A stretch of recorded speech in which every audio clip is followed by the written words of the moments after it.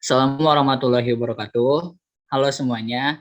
Kali ini kelompok 5 akan memaparkan mengenai faktor produksi pertanian. Itu ada iklim dan irigasi. Sebelumnya, saya akan memperkenalkan anggota saya terlebih dahulu. Ada saya Ahmad Mustafa Kamal, lalu ada Ari Prasojo, lalu ada Indah Kartika, lalu ada Nabila Hasnapijati, lalu ada Zevanya Limbong, dan terakhir ada Zuhal Muhammad Hamis. Untuk itu, mari kita simak.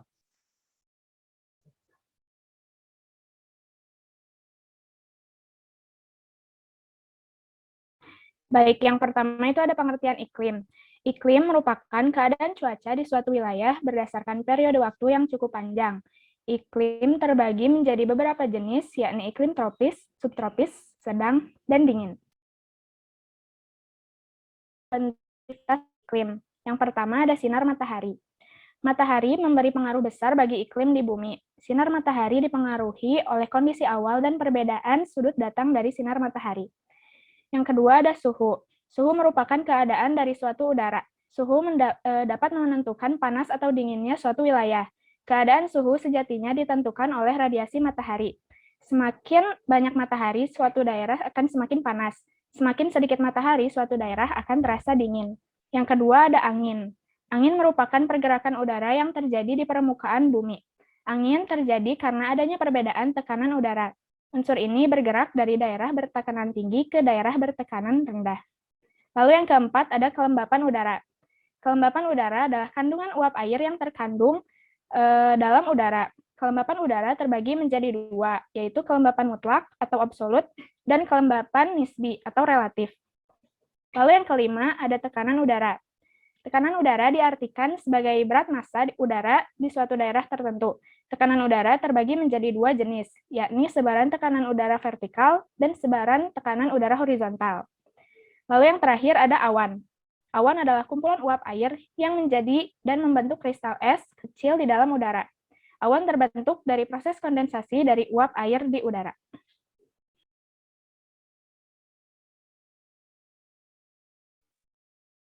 Baik, selanjutnya itu ada klasifikasi iklim. Iklim merupakan salah satu faktor penting dalam produksi pertanian. Dengan adanya klasifikasi iklim ini diharapkan dapat mengoptimalisasikan pertumbuhan tanaman, baik itu tanaman perkebunan, pertanian, ataupun kehutanan. Yang pertama itu ada iklim Köppen. Iklim ini ditentukan berdasarkan perbedaan temperatur dan curah hujan. Köppen membuat 5 kelompok utama iklim di muka bumi yang didasarkan kelompok vegetasi alamnya.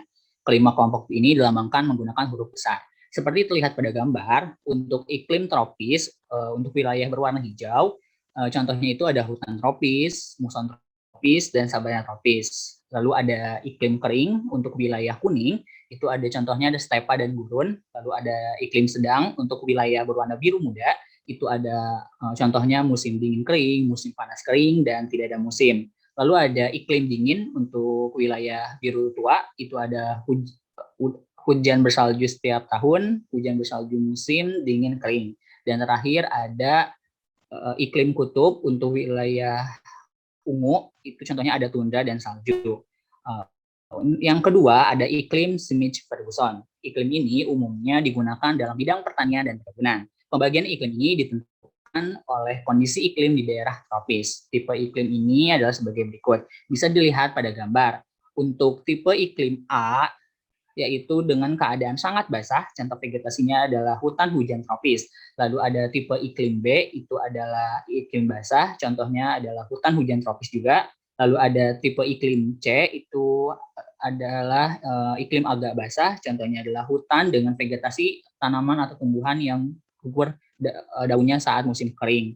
Lalu ada iklim tipe D, itu ada iklim sedang, contoh vegetasinya adalah hutan musim. Lalu ada iklim E, itu adalah iklim agak kering, contoh vegetasinya adalah hutan savana. Lalu yang F itu adalah iklim kering, contoh vegetasinya adalah hutan savana juga. Lalu ada iklim G, itu adalah iklim sangat kering, contoh vegetasinya adalah ilalang-ilalangan. Dan terakhir itu adalah tipe iklim H, contoh vegetasinya itu adalah padang ilalang. Baik, next. Baik, untuk yang selanjutnya itu ada iklim turn white. Dasar klasifikasi atau pengendapan, suhu dan penguapan atau evaporasi. kebutuhan air, tetapi hilang karena menguap. Berdasarkan perhitungan sesuai pada gambar. Yang pertama itu ada daerah basah, contoh vegetasinya adalah hutan hujan. Yang kedua ada daerah lembab, contoh vegetasinya adalah hutan biasa. Yang ketiga itu adalah daerah setengah lembab, contoh vegetasinya itu padang rumput. Yang keempat ada daerah setengah kering, contoh vegetasinya adalah padang rumput luas atau stepa. Dan terakhir adalah daerah kering, contoh vegetasinya itu adalah gurun pasir. Baik, yang keempat adalah iklim Junghun. Iklim ini ditentukan berdasarkan ketinggian dan vegetasi di kawasan tertentu. Terlihat pada gambar, untuk ketinggian 0 meter sampai 600 meter, itu adalah daerah panas. Contohnya itu tanamannya adalah ada padi, tebu, karet, dan kelapa. Untuk ketinggian 600 sampai 1.500 meter, itu adalah daerah sedang. Contoh tanamannya ada tembakau, kopi, dan coklat.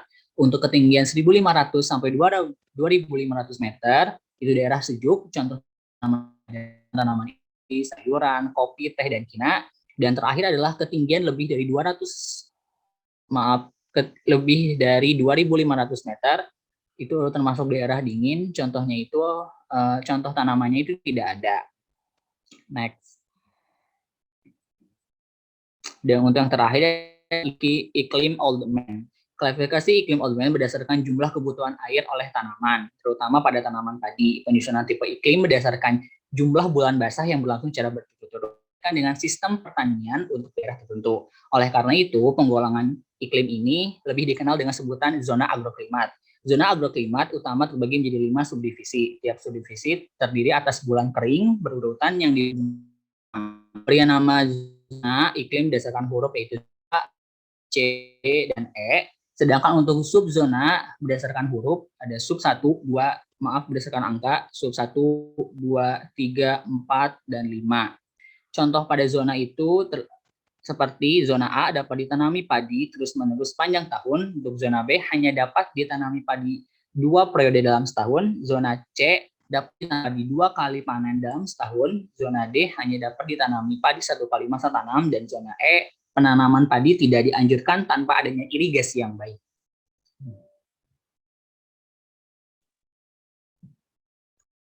Baik, selanjutnya ada faktor-faktor penyebab terjadinya perubahan iklim. Yang pertama ada efek gas rumah kaca. Terjadi karena kenaikan suhu atmosfer akibat gas rumah kaca yang menyerap gelombang panas matahari yang dipantulkan dari bumi. Lalu kedua ada pemanasan global. Karena naiknya gas rumah kaca, maka berakibat akan menaikkan efek rumah kaca. Dan peristiwa naiknya intensitas efek rumah kaca ini disebut pemanasan global. Ketiga, kerusakan lapisan ozon.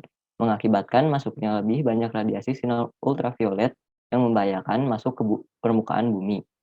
Keempat, ada penggunaan klorofluorokarbon atau CFC yang tidak terkontrol. Hal ini juga yang menyebabkan menipisnya lapisan ozon. Kelima, ada kerusakan fungsi hutan. Karena seperti yang kita ketahui, fungsi dari ekosistem hutan yaitu menyimpan karbon sebagai sumber cadangan air tanah, serta mengurangi jumlah karbon dioksida yang ada di udara, sehingga udara menjadi lebih bersih dan sehat. Jika fungsi hutan rusak, maka iklim pun akan berpengaruh. Lalu keenam, ada gas buang industri. Karena dalam emisi gas buang ini terdapat sejumlah unsur kimia seperti air, karbon monoksida, karbon dioksida, nitrogen oksida, dan hidrokarbon yang akan mencemari lingkungan. Boleh di next slide.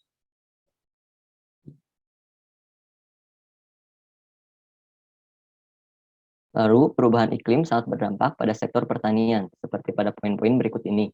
Yang pertama ada perubahan pola curah hujan, karena kerentanan tanaman pangan terhadap pola curah hujan akan berimbas pada luas areal tanam dan panen, produktivitas, dan kualitas hasil. Lalu kedua ada penurunan fungsi sumber daya lahan dan air. Karena peningkatan suhu, maka berdampak pada ketersediaan air tanah dan menyebabkan terjadinya transpirasi. Ketiga ada peningkatan intensitas banjir. Karena secara tidak langsung, peningkatan intensitas banjir akan mempengaruhi produksi pertanian karena meningkatnya serangan hama dan penyakit tanaman. Lalu keempat, ada penaikan muka air laut dan rob yang berpotensi memperkecil lahan pertanian dan membuat produktivitas pertanian menurun. Next slide. Lalu, mengapa sih iklim menjadi pengaruh dalam faktor produksi pertanian? Alasannya karena sektor pertanian bertumpu pada siklus air dan cuaca untuk menjaga produktivitasnya. Dan iklim atau cuaca sering menjadi faktor pembatas produksi pertanian, karena sifatnya yang dinamis, beragam, dan terbuka. Pengaruh iklim sangat nyata dan beresiko pada bidang pertanian, melalui dampak kekeringan, banjir, suhu tinggi, suhu rendah, angin, kelembaban tinggi, dan lain-lain yang dapat mengakibatkan rendahnya hasil, baik secara kuantitas maupun kualitas, juga tidak kestabilan dalam produksi. Selanjutnya ada pengertian irigasi. Irigasi merupakan penyediaan, pengambilan, pembagian, pemberian, dan pengaliran air yang menggunakan sistem berupa saluran dan bangunan tertentu untuk menunjang produksi pertanian, persawahan, dan perikanan. Selanjutnya. Lalu ada fungsi irigasi. Yang pertama, untuk memenuhi kebutuhan air di daerah pertanian yang memiliki curah hujan rendah. Yang kedua, untuk mengatur pembasahan tanah, agar daerah pertanian dapat diairi sepanjang waktu pada saat dibutuhkan, baik pada musim kemarau maupun musim penghujan. Yang ketiga, ada untuk menyuburkan tanah, dengan mengalirkan air yang mengandung lumpur dan zat-zat hara penyubur tanaman pada daerah pertanian tersebut, sehingga tanah menjadi subur. Yang keempat ada untuk kolmatase, yaitu meninggikan tanah yang rendah atau rawa dengan pengendapan lumpur yang dikandung oleh air irigasi. Baik, selanjutnya ada jaringan-jaringan irigasi. Yang pertama yaitu jaringan irigasi primer. Jaringan irigasi primer adalah bagian dari jaringan irigasi yang terdiri dari bangunan utama, saluran induk atau primer, saluran pembuangan, bangunan bagi sadap, dan bangunan pelengkapnya. Kemudian yang kedua, jaringan irigasi sekunder adalah bagian dari jaringan irigasi yang terdiri dari saluran sekunder, saluran pembuangan, bangunan bagi sadap, dan bangunan pelengkapnya. Kemudian yang terakhir yaitu jaringan irigasi tersier. Jaringan irigasi tersier adalah jaringan irigasi yang berfungsi sebagai prasarana pelayanan air irigasi dalam peta tersier yang terdiri dari saluran tersier, saluran quarter, dan saluran pembuang, box tersier, serta bangunan pelengkapnya. Next slide. Baik, ini adalah contoh dari jaringan primer, yaitu saluran induk, kemudian dilanjutkan dengan jaringan irigasi sekunder, dan terakhir diikuti oleh jaringan irigasi tersier. Next slide.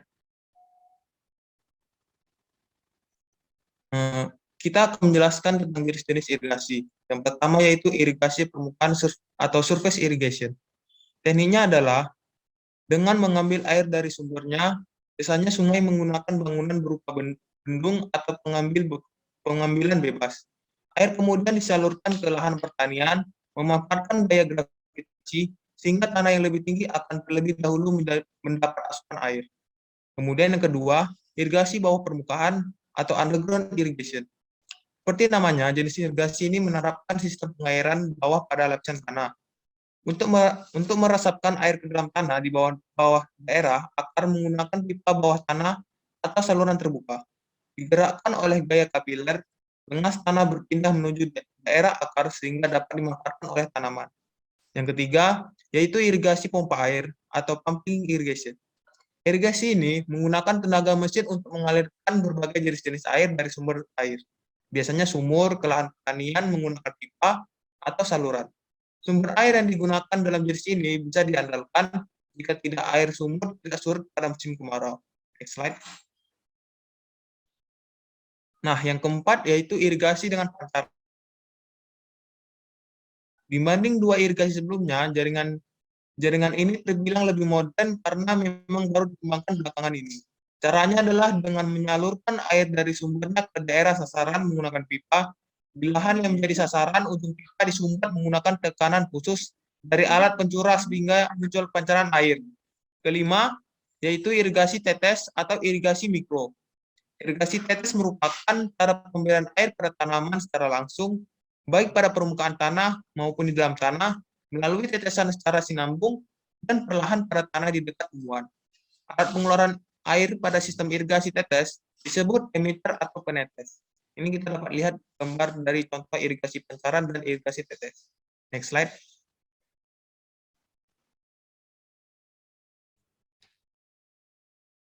Baik, selanjutnya alasan irigasi menjadi faktor penting produksi pertanian. pertama, kenapa? Karena membasahi tanah berkaitan dengan kapasitas kandungan air dan udara dalam tanah, sehingga dapat dicapai suatu kondisi yang sesuai dengan kebutuhan untuk pertumbuhan tanaman yang ada di tanah tersebut. Dan yang kedua, kenapa menjadi penting? Karena mengatur suhu dari tanah, mencuci tanah yang mengandung racun, mengangkut bahan pupuk dengan melalui aliran air yang ada, menaikkan muka air tanah, meningkatkan elevasi suatu daerah dengan cara mengalirkan air dan mengendapkan lumpur yang terbawa air, dan lain sebagainya. Intinya, produksi pertanian itu sangat membutuhkan irigasi karena irigasi itu mengandung air dan air adalah sumber kehidupan makhluk hidup. Sekian dari kelompok kami. Mohon maaf apabila ada salah kata. Semoga ilmunya bermanfaat. Wassalamualaikum warahmatullahi wabarakatuh.